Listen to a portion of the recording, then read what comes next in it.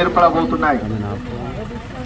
మిగతా 4 చేవెళ్ళ, వికారాబాద్, తాండూరు, పరిగి నియోజకవర్గాలు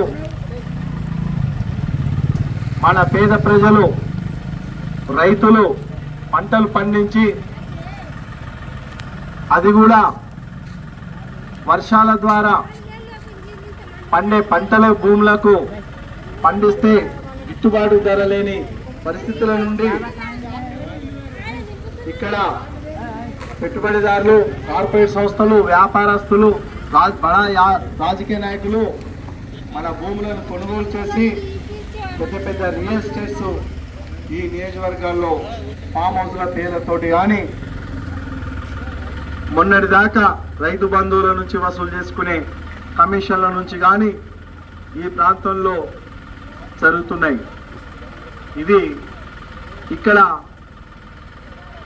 రాజకీయ నాయకులకు అలాగే పెట్టుబడిదారులకు ప్రపంచంలో చేవెళ్ళ పార్లమెంటు నియోజకవర్గంలో ఎంపికయ్యే ఎంపీ ద్వారా ఒక బాగా డబ్బు పోగయ్యేది లేక ఒక పలుకుబడి పోగయ్యే ఒక పార్లమెంటు నియోజకవర్గంగా మనకు కళ్ళకు కనిపిస్తుంది. వాస్తవానికి ఇక్కడ అనేక సమస్యలతో కూడిన సందర్భాలు మనకున్నాయి. ఇదివరకు మన ఓట్లతో గెలిచిన నాయకులు మన తెలంగాణలో నీళ్లు, నిధులు, నియామకాలని అనేక ప్రాణ త్యాగాలతోటి, బలిదానాలతోటి తెలంగాణ తెచ్చుకున్నాక ఏర్పడ్డ 2014లో ఇక్కడ గెలిచిన రంజిత్ రెడ్డి గారు, కొండ విశ్వేశ్వరరెడ్డి గారు మనకేదో చేస్తారనుకున్నాం. ఏమి చేయలేదు, వాగ్దానాల వరకే పరిమితమైంది. ఏమిటి వాగ్దానాలు, ఎందుకు చేయలేదు, ఏం అంశాలు అనుకుంటే ఉదాహరణకు ఒకటే ప్రాణహిత చేవెళ్ళ. ఆనాటి కాంగ్రెస్ ప్రభుత్వం రాజశేఖర రెడ్డి ఉన్నప్పుడు ప్రాణహిత చేవెళ్ళ తీసుకొస్తే ఉమ్మడి రంగారెడ్డి జిల్లాలో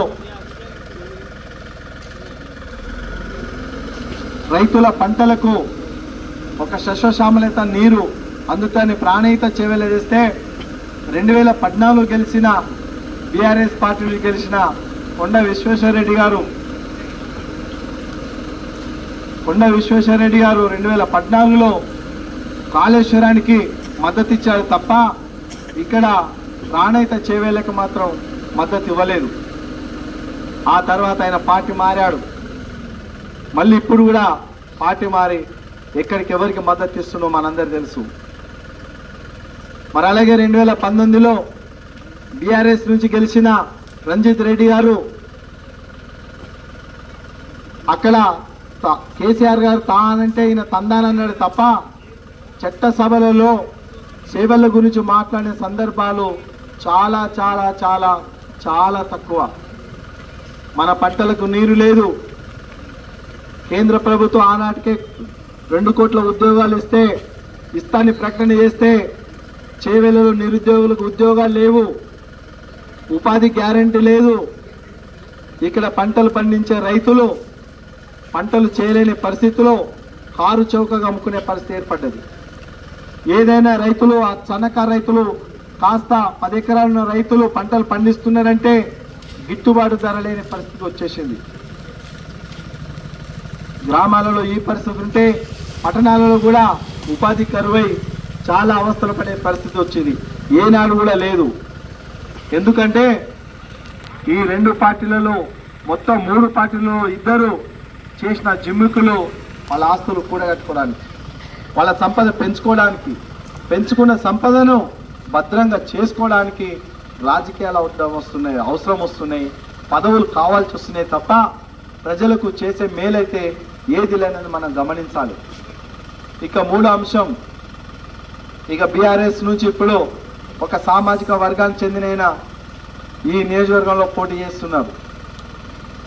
మేము అడుగుతున్నాం, జనాభాలో 100కి 90% ఉన్న ఎస్సీ, ఎస్టీ, బీసీ, మైనార్టీ వర్గాలు, అగ్రవర్ణంలోని పేదలు సామాజికంగా ఎందుకు దూరం ఉండవలసి వచ్చింది, ఆర్థికంగా ఎందుకు వెనుకబడవలసి వచ్చింది, రాజకీయంగా చట్టసభలకు ఎందుకు వెళ్ళలేకపోతున్నారు అంటే బీఆర్ఎస్ కానీ, కాంగ్రెస్ కానీ, బీజేపీ కానీ, మరో పార్టీ కానీ, పాలకవర్గ పార్టీలు కూడా వాళ్ళు ఎన్నికలు వచ్చినప్పుడు మేము బీసీలకు ఇన్ని సీట్లు ఇస్తున్నాం, మేము ఎస్సీలకు కేటాయించాం, ఎస్టీలను పైకి తెస్తున్నాం, మైనార్టీలకు మేము మద్దతు ఇస్తున్నాం అని కళ్ళబొల్లి కబుర్లు చెప్తారు తప్ప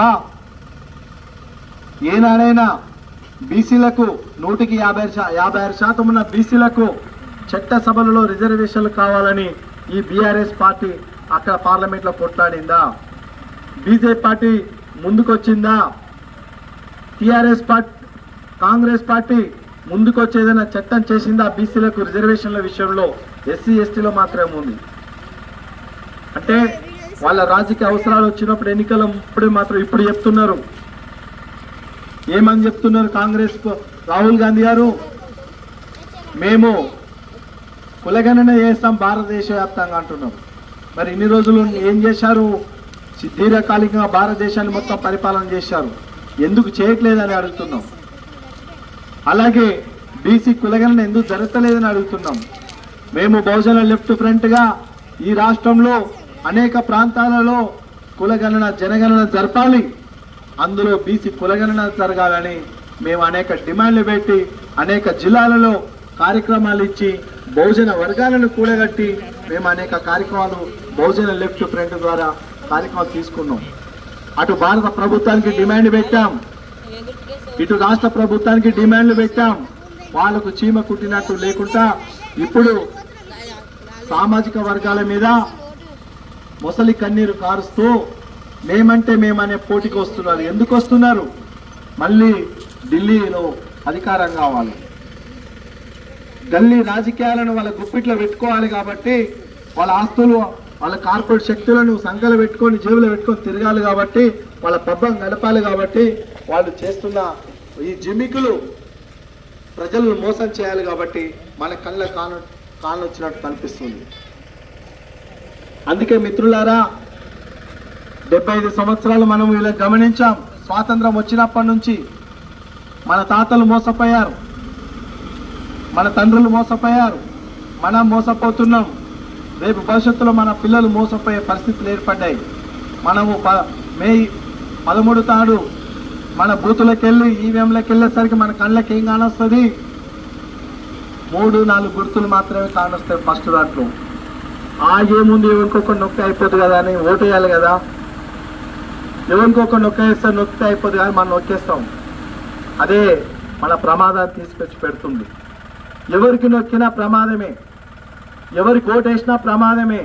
ఏమిటి ఆ ప్రమాదం? BRS party, Congress party, BJP party వీళ్ళ జెండాలు వేరు, రంగులు వేరు,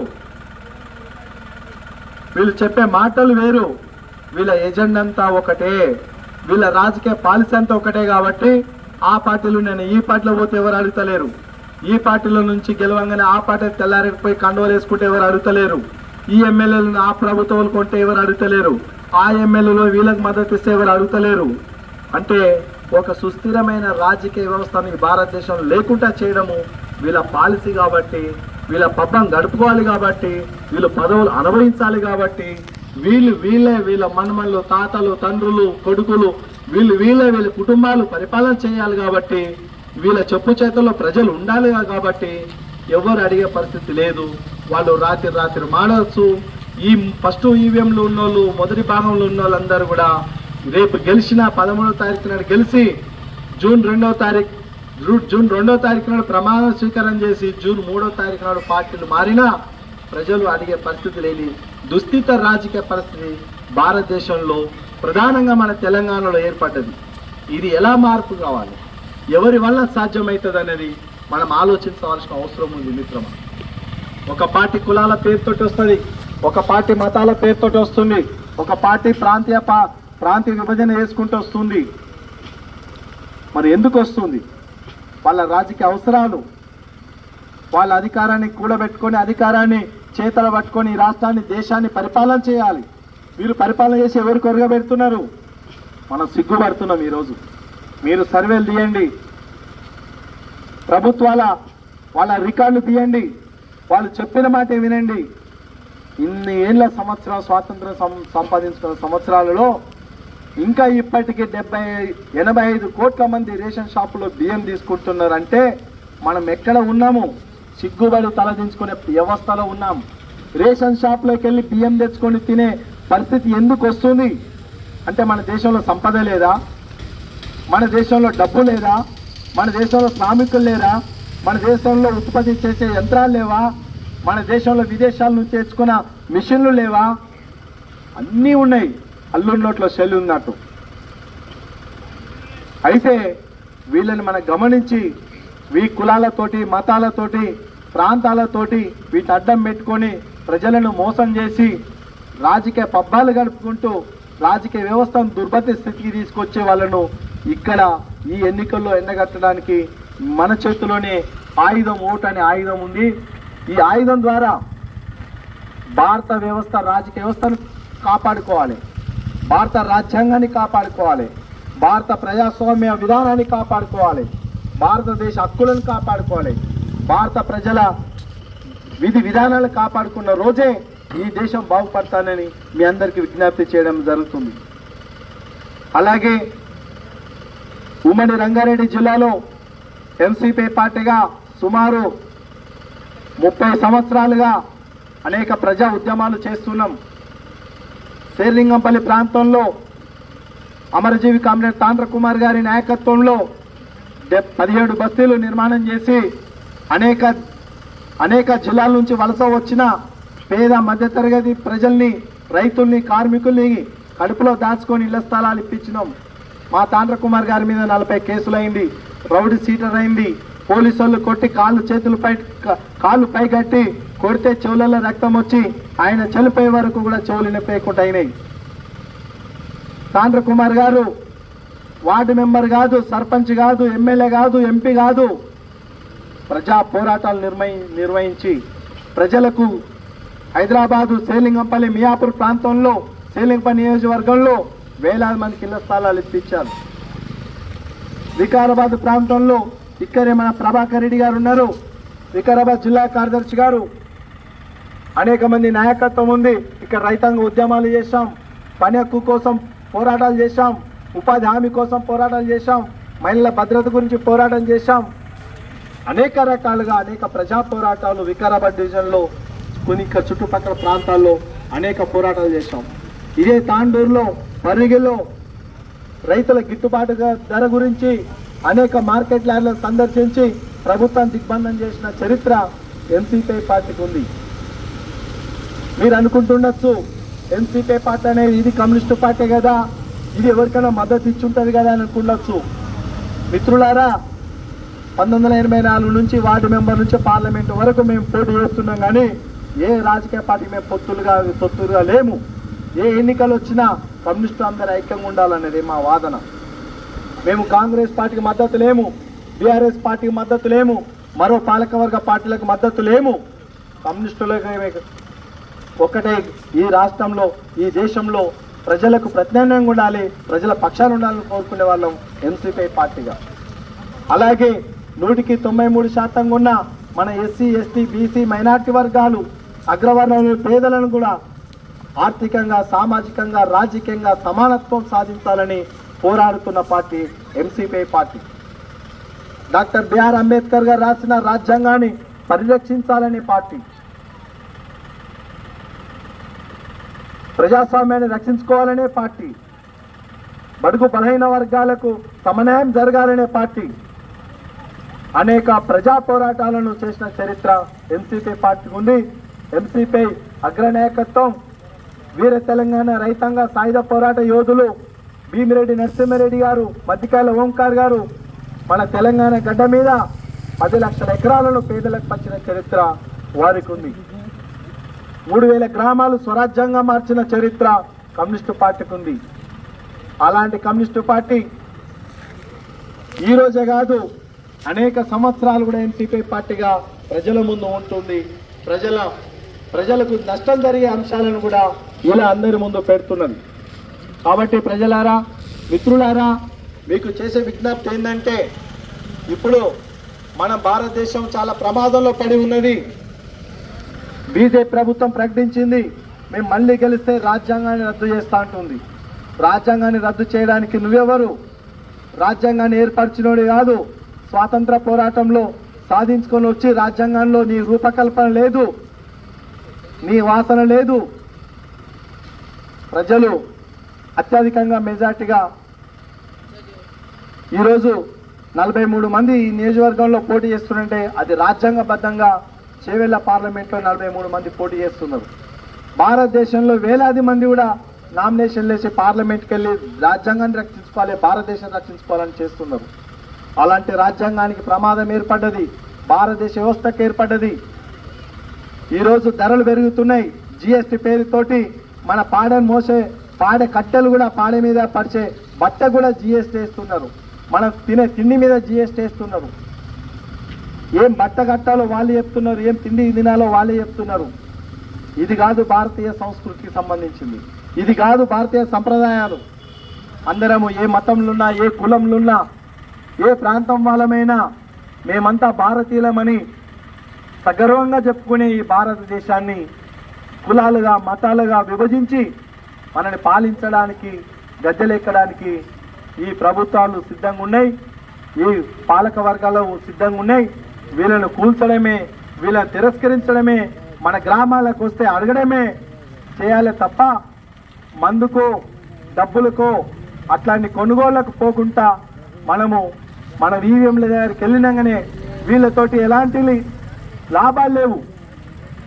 మొదటి ఈవీఎంలో వచ్చే 3-4 ఓట్లతోటి వాళ్ళు భారతదేశాన్ని కూని చేశారు, ప్రజల్ని మోసం చేశారు, ప్రజల్ని దగా చేశారు. కాబట్టి వీళ్ళతోటి మనకు ఎలాంటి ఉపయోగాలు లేవు. కాబట్టి మన ప్రజల కోసం పోరాడేవారెవరు, మన గురించి ఆలోచించేవారెవరు, మన స్పేసం కోసం కోరేవారెవరో మనము ఖచ్చితంగా ఆలోచించవలసిన అవసరం ఉంది. ఒక చారిత్రాత్మకంగా ప్రజల ముందు ఉండే నీతి నిజాయితీ గల పార్టీ ఎంసీపీ పార్టీ మీ ముందు కంప్యూటర్ గుర్తుతో వచ్చింది. ఆ కంప్యూటర్ గుర్తు 2వ ఈవీఎంలో సీరియల్ నంబరు 21లో ఉంటుంది. ఖచ్చితంగా మీరు వేయండి. ఈ చేవేళ్లగడ్డలో కంప్యూటర్ గుర్తుండే ఎంసీపీ గెలిస్తే పార్లమెంటులో ఇలాంటి కుల మతాల కొట్టాటలు లేకుండా, ప్రాంతీయ విదేశాలు లేకుండా అనేక రకాల సమస్యలు పరిష్కరించుకోవడానికి, ఒక ప్రజల గొంతుగా వినిపించడానికి ఒక అవకాశం ఉంది. అది మీరు సద్వినియోగం చేసుకోవాలి. ఆ అవకాశాన్ని ఖచ్చితంగా ఈ ఎన్నికలు ఇవ్వాలని కోరుతున్నాం.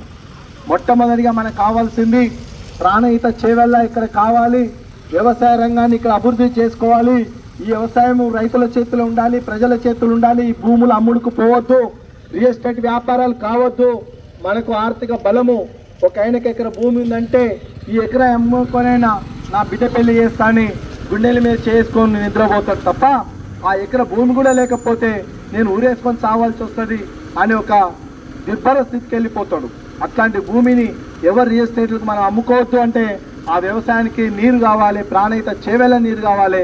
అది సాధించాలంటే రాష్ట్ర ప్రభుత్వం మెడలు వంచాలి, కేంద్ర ప్రభుత్వం మెడలు వంచాల్సిన అవసరం ఉందని మీకు తెలియజేయడం జరుగుతుంది. ఏ ప్రభుత్వ అధికారులకు వచ్చినా వాళ్ళు చేసే మోసాలకు మనం మోసపోకూడదు. కాంగ్రెస్ ప్రభుత్వం ఇప్పటికే మోసం చేసింది. మేము రాగానే ధరణిని వెంటనే మార్పులు చేస్తామన్నారు. మేము ఏ గ్రామానికి వెళ్ళినా రైతులు ఇప్పటి చెప్తున్నారు, ప్రజలు ఇప్పటి చెప్తున్నారు, అన్నదమ్ములు కొట్లాడుతున్నాం, నా ఎకరా ఆయనకు పోయింది, ఆయన ఎకరా ఈయనకు పోయింది, ఇది అక్కడ కాలేదు అక్కడ కాలేదని చెప్తున్నారు. అంటే ఇలాంటి పరిస్థితులు అనేకంగా ఈ ప్రభుత్వాల నుంచి మనకు ఎదురవుతున్నాయి. కాబట్టి మిత్రులారా, ఇంకా మోసపోవద్దు. రేపు ఈవీఎంలకు వెళ్ళేసరికి, ఓటింగ్కి వెళ్ళేసరికి ఖచ్చితంగా వాళ్ళకు తగిన బుద్ధి చెప్పాల్సిన అవసరం ఉంది. ప్రజల గొంతుని వినిపించవలసిన అవసరం ఉందని మీకు తెలియజేయడం జరుగుతుంది. మీకు ఇచ్చిన కరపత్రంలో మేము పెట్టిన కొన్ని డిమాండ్లలో మొట్టమొదటి భారతదేశానికి ఉపయోగపడేది వ్యవసాయానికి ప్రత్యేక బడ్జెట్ను కేటాయించాలి.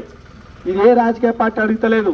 మేము దాదాపు 30 ఏళ్ల నుంచి అన్ని చట్టసభలలో అడుగుతుంటూ వస్తున్నాం.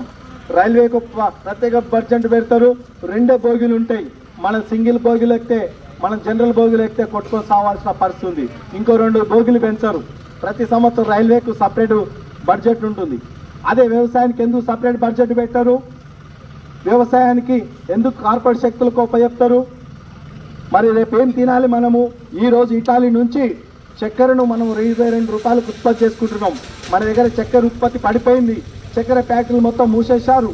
ఇటాలీ దేశం నుంచి మనము కొనుగోలు చేసుకుంటున్నాం చక్కెర. మన దగ్గర చక్కగా పండించే పంటలు లేవా, భూములు లేవా అంటే ఇట్లాంటి అనేక రంగం మనం తినేదే విదేశాలను చేసుకుంటున్నాం. ఎందుకంటే మన వ్యవసాయం కార్పొరేట్ శక్తిలో ఉంది కాబట్టి. ఇలాంటివన్నీ మనం ఆలోచన చేయాలి. దేశంలో రేపు జరగబోయే పరిణామాల్లో వ్యవసాయ రంగానికి ప్రత్యేక బడ్జెట్ ఉంటేనే మన రైతులు బతకగలుగుతారు, మన వ్యవసాయం సుభిక్షంగా ఉంటుంది, మన పంటలు పండి మనం అంతం కడుపు నిండా తినగలుగుతేనేమే రేపు నాడు భవిష్యత్తు, భారతదేశ భవిష్యత్తు కూడా బాగుంటుందని. అలాంటివి సాధించుకోవాలంటే ఖచ్చితంగా కంప్యూటర్ గుర్తోటి పార్లమెంట్కి వెళ్తేనే రైతుల గొంతు, ప్రజల గొంతు, నిరుద్యోగుల గొంతు, మహిళల తరపున మహిళలకు 33% కాదు 50 మంది సగం 50% రిజర్వ్ కొట్లాడుతున్నాం. అలాంటి రిజర్వేషన్ల గురించి కూడా మనకు కొట్లాడే అవకాశం ఉంటుంది. వీటన్నిటికీ ఖచ్చితంగా కంప్యూటర్ గుర్తే కమ్యూనిస్టులు మాత్రమే ఏకైక మార్గం, ప్రత్యామ్నాయమని మీ అందరు తెలియజేసుకుంటూ మీ అమూల్యమైన ఓటు వృధా చేసుకోకుండా, మీ అమూల్యమైన ఓటు మతోన్మాదులకు వేయకుండా, మీ అమూల్యమైన ఓటు ఆర్థిక దోపిడీ వ్యవస్థ వాళ్ళకు అవలంబించలేకుండా, అవకాశవాదులు వేయకుండా, పార్టీలు రాత్రి మాడేటోళ్ళకి వేయకుండా, కండువలు మార్చుకునేటోళ్ళకి వేయకుండా మీ అమూల్యమైన ఓటు ప్రజల తరపు నుండి పోరాడే వాళ్లకు కంప్యూటర్ గుర్తున్న కమ్యూనిస్టు పార్టీ నుంచి నిలబడ్డ అభ్యర్థికి వేసి మీరు అమూల్యంగా గెలిపించవలసిందిగా అందరికీ విజ్ఞప్తి చేస్తూ అందరికీ జై భీమ్ లాల్ సలాం చేస్తూ ముగిస్తున్నాను.